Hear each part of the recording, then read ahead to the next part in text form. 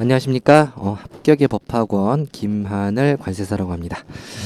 저는 관세법 1차, 2차를 맡고 있고, 이번에는 관세법 구조, 그러니까 틀 파악하는 내용에 대해서 좀 특강을 가지고 왔는데, 여러분들이 좀 이 강의를 듣고 전체적으로 어떤 식으로 공부를 해야 되느냐에 대한 개념을 좀 잡았으면 좋겠다라는 생각에서 준비를 하게 되었습니다. 자, 볼까요?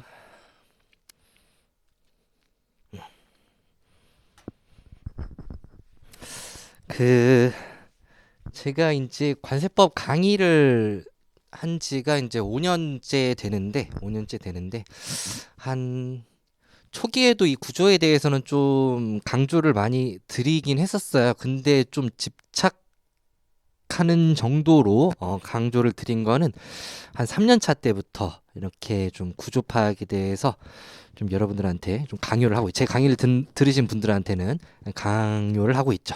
그래서 막 틀모닝 아침마다 틀 복습해라 뭐 라는 것도 하고 뭐 자기가 뭐 몇 장 공부하기 전에 세부 틀부터 잡고 세부 내용을 암기를 해라 이런 식으로도 말씀을 드리는데 지금 이 유튜브를 보고 계시는 분들은 이제 구조 파악을 어떻게 하면 좋을까라는 생각에서 아마 들어오신 분들이 많다고 생각을 해요.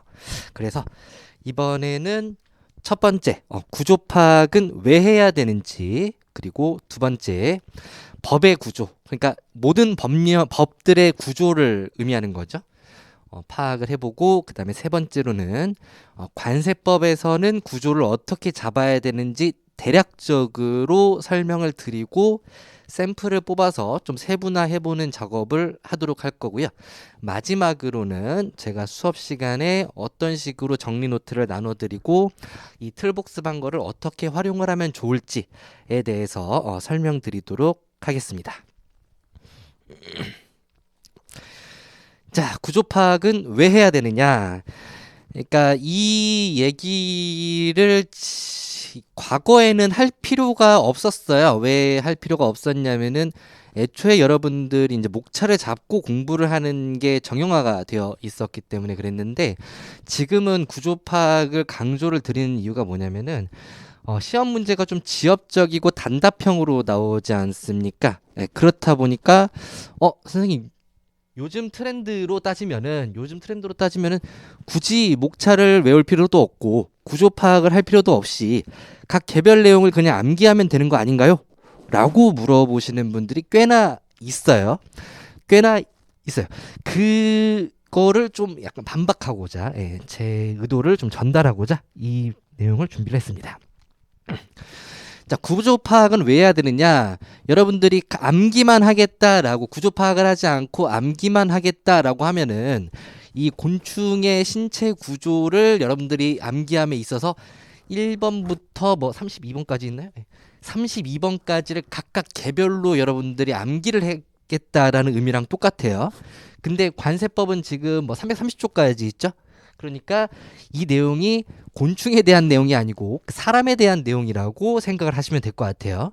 그러면 330가지를 여러분들이 다 개별적으로 암기를 해야 된다라는 의미죠. 근데 그림을 그릴 때도 마찬가지겠지만 이렇게 330가지를 외우실 때는 일부 큰 틀을 정해놓고 거기에서 세분화돼서 나가는 방식으로 여러분들이 공부를 해야지 이것들 간의 관계도 이해가 되고요. 이것들 간의 관계도 이해가 되면서 좀 더 재미있게 할 수도 있겠고요. 그리고 이 내용을 공부를 할 때 백지에다가도 써볼 수 있겠고 예를 들어서 뭐 머리 부분이다. 그럼 머리 부분에는 어떤 내용이 있었지?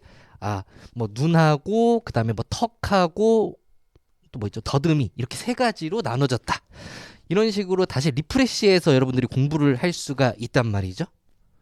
몸통을 할 때도 마찬가지고 그 다음에 머리 가슴 배라고 하죠. 머리 가슴 할 때도 마찬가지고 배 할 때도 마찬가지고 이렇게 큰 틀을 만들어 놓고 거기서 뻗어나가는 식으로 공부를 하셔야지 더 재미도 있고 훨씬 더 자기가 생각해내기가 훨씬 편하게 되겠죠. 그러한 의미에서 틀을 잡아야 된다라고 말씀을 드리고 싶어요. 그러니까 이 틀을 잡는 목적은 결국 뭐냐? 목차라고 설명을 할게요. 목차를 잡는 이유는 뭐냐?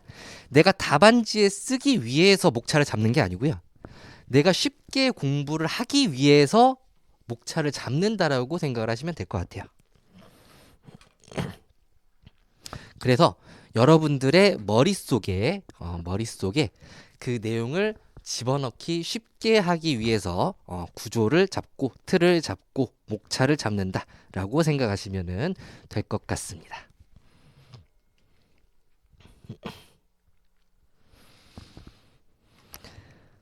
자, 그러면은 법의 구조에 대해서 한번 보도록 하겠습니다. 여기 나와 있는 단어들은 여러분들이 단어들에 집착하실 필요는 없어요. 뭐 총칙, 뭐 본칙, 뭐 보칙 이런 내용에는 여러분들이 이런 단어 이름에는 집착하실 필요는 없고 이렇게 법은 세분할로 되어 있다. 3분할로 되어 있다. 요 부분에 집중을 해주셨으면 좋겠습니다.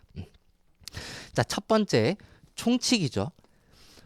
법의 본칙이 메인인데 이 메인을 설명하기 전에 전체적으로 적용되는 원칙이라든지 아니면 정의라든지 그런 내용들을 앞부분에다가 담고 있습니다. 그럼 그런 내용들을 정리를 하게 되면은 법에서는 본칙을 다루게 되죠. 원래 이 법에서 목적하고자 하는 구체적인 내용을 본칙이라고 생각을 하시면 되겠죠. 그 다음에 보칙 부분에는 이 총칙이나 본칙에서 담지 못했던 내용, 그러니까 주로 부정적인 내용이 들어간다고 생각을 하시면 될 것 같아요. 주로 부정적인 내용이 들어간다고 생각하시면 될 것 같습니다. 그래서 앞에하고 뒤에는 보충적인 내용, 공통 적용되는 보충적인 내용이 들어가고 중간 본칙에는 메인 내용이 들어간다라고 생각하시면 되겠습니다. 그리고 각 본칙에도 마찬가지로 세 가지로 나눠질 수가 있어요. 세 가지는 어떻게? 또 총칙과 비슷한 통칙. 근데 각 장에 있는 내용은 그냥 통칙이라는 이름을 쓰는 것뿐이에요. 여기에서도 각 장에 공통적으로 적용되는 내용이 들어가게 되시고 그 다음에 메인 내용이 들어가고 그 다음에 추가 보충적인 내용이 들어간다. 이렇게 3등분을 계속해서 생각을 해보시면 될 것 같습니다. 그리고 앞으로 나오는 내용도 전부 다 이렇게 3등분으로 해가지고 설명을 드리도록 할게요. 법은 이렇게 생겼다. 자, 그 다음 관세법의 구조 보도록 하겠습니다. 이제 법에 대한 내용을 봤으니까 이제 구체적으로 관세법의 구조 보도록 할게요. 자, 관세법에서는 총칙. 자, 제 1장부터 제 13장까지 있어요. 13장까지 있어요. 여기에서 제 10장부터 13장까지를 나눠가지고 그냥 보충 규정이다라고 생각하시면 될 것 같고요. 그 다음에 제 1장을 총칙이라고 보시면 되겠습니다. 자, 그리고 본문에는 관세 부가징수하고 통관이 메인 규정이죠. 그 사이에 이 통관을 위한 물류 내용도 들어가 있는데 이것까지 다 합쳐가지고 본칙이라고 생각을 하시면 되겠습니다. 그러니까 메인 내용이라고 보시면 되겠죠. 그럼 아까 말씀드렸다시피 이 각 장에도 통칙과 본문과 보칙으로 나눠져 있다라고 생각을 하시면 될 것 같아요. 자, 그 중에서 관세와 관련된 내용 보도록 하겠습니다. 자, 관세와 관련해서 처음에 2장 부분 나오는 게 어떤 내용이죠? 과세가격과 관세의 부가징수라는 내용이죠. 여기가 절차적으로 메인 내용이 되겠습니다. 자, 3장은 뭐예요? 세율하고 품목분류라는 내용이에요. 원래 기본적으로 세법에서는 세율 부분이 이 과세 요건이 있는 과세가격과 관세 부가징수 이쪽에 들어가게 되는데 근데 관세법의 세율 자체가 굉장히 방대하기 때문에 뭐 3장 이렇게 장 하나로 빼놨다라고 생각하셔도 좋겠습니다. 자, 그리고 추가적으로 보충적인 내용인 4장 감면 환급 분할납부 그리고 5장은 뭐예요? 납세자의 권리하고 그 다음에 불복 청구 이렇게 있죠. 그래서 얘를 보충적인 내용이라고 보시면 되겠고 얘를 본문이라고 보셔도 괜찮겠습니다. 자, 그럼 그 다음 내용 보도록 할게요.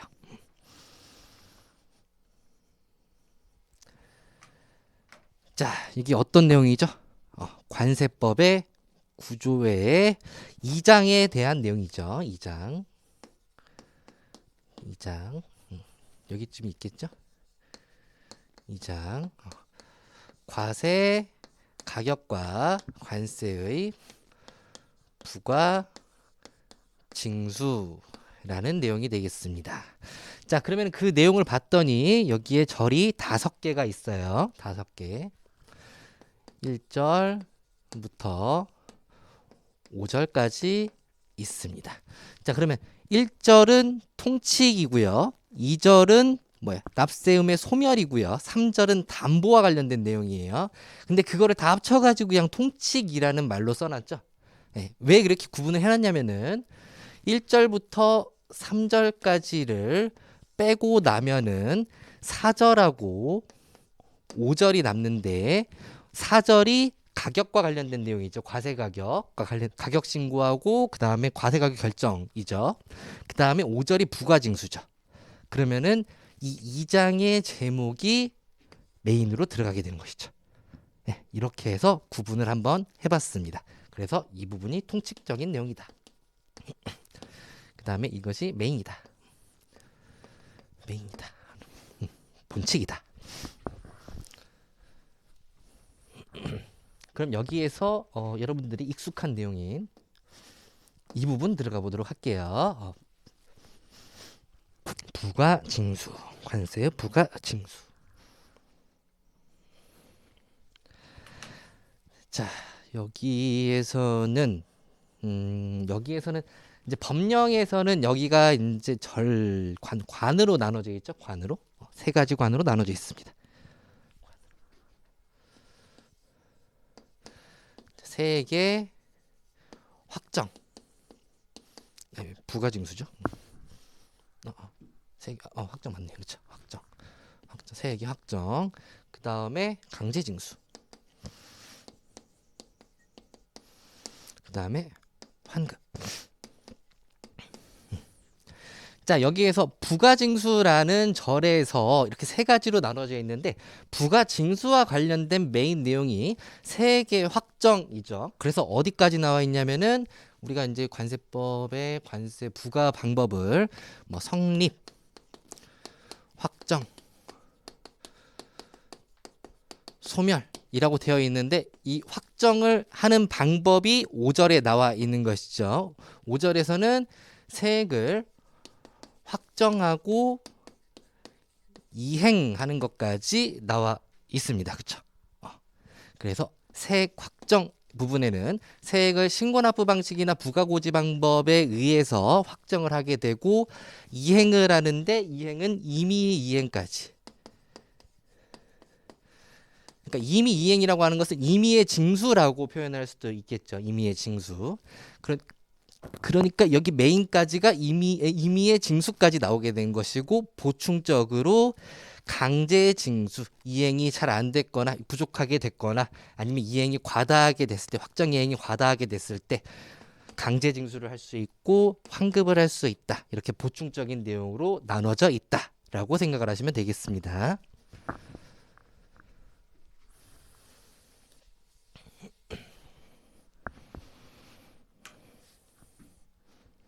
그 중에서 신고납부 보도록 하겠습니다. 세액의 확정에서 이 부분 이쪽으로 끌어갈게요. 세액 확정. 세액 확정으로 들어가 보게 되면은 여기에는 납세 신고 심사 납부 그리고 보충 규정이 있는데, 그러니까 신고 납부 방식으로 확정되는 거, 그 다음에 보충적인 내용인 세액의 변경의 내용이 있다라고 생각을 하시면 될 것 같고, 이 내용이 38조에 있죠. 38조. 그리고 변경과 관련된 내용이 결국 38조의 2부터 4까지 있어가지고 38조를 벗어나지를 않죠. 그러니까 이것들을 다 합쳐가지고 신고 납부 방식의 세액의 확정이라고 여러분들이 보시면 되겠습니다. 자, 그러면은 여기에서 좀 더 디테일하게 들어가 보도록 할게요. 이 신고 납부 방식은 이렇게 기준이 세 가지가 있다라고 보시면 되겠습니다. 납세, 신고, 심사, 그 다음에 납부. 근데 여기에서 막 언급하고 있는 심사 같은 경우에는 메인이 뭐예요? 세액의 심사가 메인이 되겠죠. 그리고 그 전에 하는 것은 요건의 심사이기 때문에 요건의 심사는 그렇게 의미가 없다라고 생각을 하시면은 얘는 빼시면 되겠습니다. 그러면은 신고를 하고 납부를 하는 방식으로 확정이 된다라고 생각을 하시면 되겠고, 이 논리를 그대로 세액의 변경까지 끌고 오게 되면은 세액의 변경에는 보정, 수정, 경정이 있죠. 그러면은 여기에서 신고 납부 방식으로 세액을 변경할 수 있는 게 보정하고 수정이 되겠죠. 신고 납부 방식이라는 게 뭐예요? 납세 의무자가 자기가 스스로 세액을 확정하는 방식을 말하는 거죠. 보정하고 수정은 신고 납부 방식이요. 그걸 어떻게 알아요? 문장을 보면 알 수 있죠. 문장을. 보정 신청 어떻게 합니까? 부족한 거를 납세 의무자가 알게 됐을 때 일정 기간 내에 세관장한테 보정 신청을 한다. 신청을 한다. 신고라고 제가 써놨지만 그냥 이거랑 매칭시키려고 신고라고 써놨지만 신청이나 신고랑 똑같아요. 그 다음에 어떻게 한다? 다음 날까지 납부해야 된다. 신고 납부 방식이다. 수정. 신고해야 된다. 납부해야 된다. 그럼 경정은 뭐예요? 신고 납부 방식에서 세관장이 확정하는 거기 때문에 신고 납부 방식의 세액의 변경이라고 볼 수는 없는 거죠. 이런 식으로 여러분들이 논리적으로 다가갈 수가 있습니다. 자, 그럼 여기까지 정리된 거를 한번 보도록 할게요.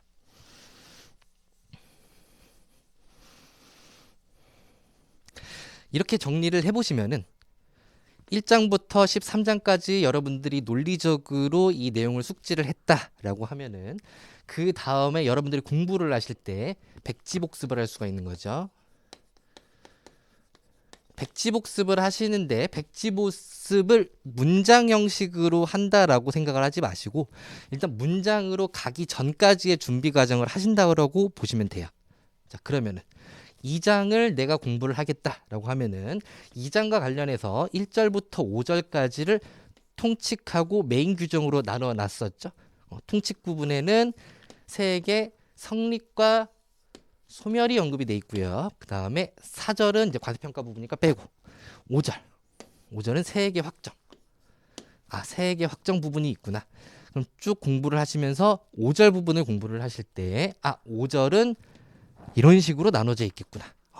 세액의 확정이 있고 그 다음에 보충 규정으로 강제징수나 환급 규정이 있구나. 그러니까 세액의 확정, 메인 규정, 그 다음에 추가적으로 납부를 이행을 안 했을 때 강제적으로 징수하는 방법, 그다음에 환급이 있고 이런 식으로 쭉 뻗어나갈 수 있다라는 의미에서 이런 구조를 짜는 게 여러분들의 공부에 많은 도움이 될 것이다 라고 생각이 됩니다.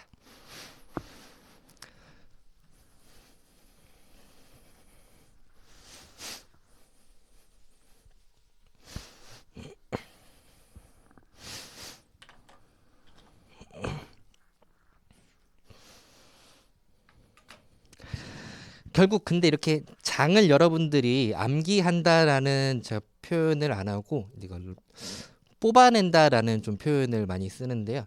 이것들을 그냥 암기하게 되면은 단순 암기거리밖에 안 되기 때문에 여러분들이 암기하는데 추가적인 내용만 더 들어가게 되는 거예요. 근데 이걸 뽑아낸다라고 표현한다는 것은 1장하고 2장하고 지금 13장까지 논리적으로 어떤 식으로 구분이 되어 있는지를 파악하게 되면은 이런 것들이 구분이 되겠죠. 구분이 된다는 것은 상식적으로 여러분들의 머릿속에 들어가 있다라는 말과 동일하게 됩니다.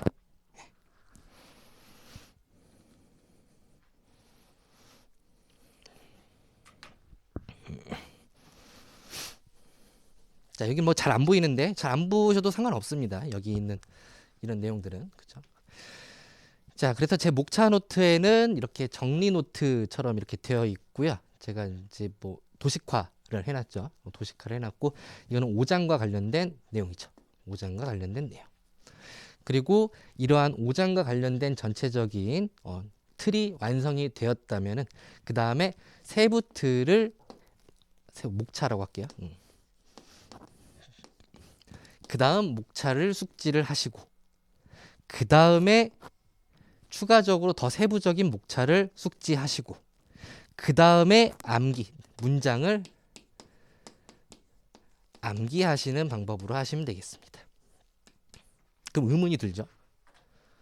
선생님, 그러면은 이거 그 틀을 다 잡을 때까지 문장을 뭐 암기하지 말란 말입니까? 예. 암기하지 마세요. 예, 암기하지 마세요. 문장을 어떻게 보셔야 되냐면은 문장은 목적을 가지고 보셔야 돼요. 목적이 있어야 돼요. 자, 목적이 여러분들이 알고 있는 거는 이제 암기를 위한 목적이죠. 암기를 위한 목적이죠. 근데 이해를 위한 목적도 있을 거예요. 이해를 위해서 문장을 읽을 수도 있을 거예요. 근데 저는 문장을 처음에 여러분들이 보려면은 목차나 틀을 구분하기 위한 목적으로 보셔야 된다라고 말씀드리고 싶습니다. 그러니까 여러분들이 최초의 관세법을 볼 때 1절하고 2절을 구분하기 위해서 보셔야 되고요. 1절 안에 있는 각 조항을 구분하기 위해서 조항을 보셔야 되고요. 예. 그렇게 되면은 얘하고의 정확한 차이점이나 논리적인 연결성이 보이게 되겠죠. 예. 그런 목적으로 여러분들이 문장을 읽어 주셔야 되겠다. 그러면은 암기를 위한 이 과정에서 이해가 같이 되겠죠. 암기를 위한 문장은 언제 읽어야 됩니까? 라고 하는 것은 저만 이렇게 제가 추천드리는 거예요. 1월부터죠. 1월. 1월 뭐예요? 모의고사죠. 이때부터 언제까지? 끝날 때까지. 6월까지. 이 시기에 여러분들이 암기를 하시면 되겠습니다.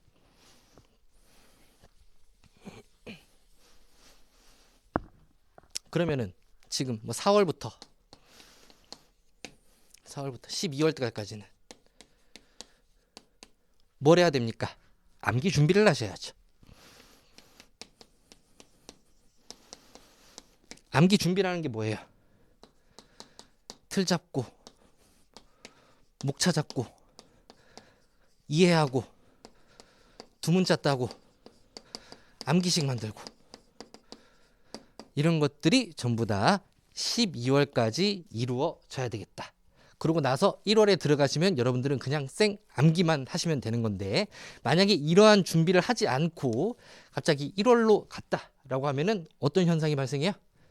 암기하는데 암기가 거의 안 되는 문장들이 있고 암기가 잘 되는 문장들이 있고 이러면 암기가 안 되는 문장들은 여러분들이 막 이해를 하기 위해서 노력을 하려고 그러는데 당장 매 주마다 그 시험이 있기 때문에 마음이 조급해서 이해를 하거나 뭐 목차를 구성하거나 구조를 잡는데 여러분들이 신경 쓸 수가 없어요.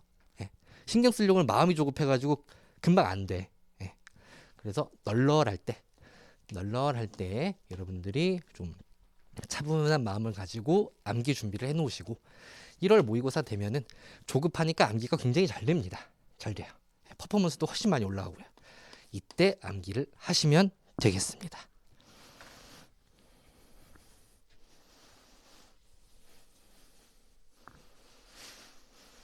여기 보시면은 이제 입력하고 출력, 그 다음에 백지복습의 초석이라는 문구를 제가 넣어놨었는데 여러분들 다 알고 있다시피 입력하고 출력 중에 물론 입력이 있어야 되는 거지만 출력을 반복적으로 연습을 해야지만 합격에 가까워진다는 것은 다들 알고 있는 사실이에요.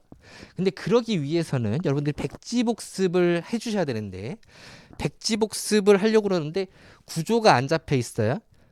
그러면은 내가 2장을 공부하려고 그러는데 2장의 내용이 랜덤으로 떠올라 머릿속에 막 랜덤으로 떠오르게 되면은 불안하죠. 그래서 뭐 백지복습을 해봤자 의미가 없을 것 같은데라는 생각이 들면서 어떻게 합니까? 책을 보죠. 그러면 다시 입력을 할 수밖에 없어요. 예, 출력하는 시간이 현저하게 줄어들죠. 근데 틀을 잡고 있다라고 하면은 정리가 되어 있어서 이게 뭐라고 그러죠? 일률적인 일률적인 정리가 딱 되어 있죠. 그러면 안정적이기 때문에 여기에서 세부 틀로 가봐야지. 그러면서 백지복습을 자연스럽게 할 수가 있게 됩니다. 예. 믿어주세요. 예, 믿어주세요. 자, 이렇게 해가지고 제 틀을 중심으로 한 제 특강은 끝났고요. 역시 마찬가지로 저는 강의 시간에도 이렇게 틀을 다 잡아내고 그리고 개념 설명하는 것을 위주로 강의를 하고 있습니다. 그래서 많은 관심 부탁드립니다.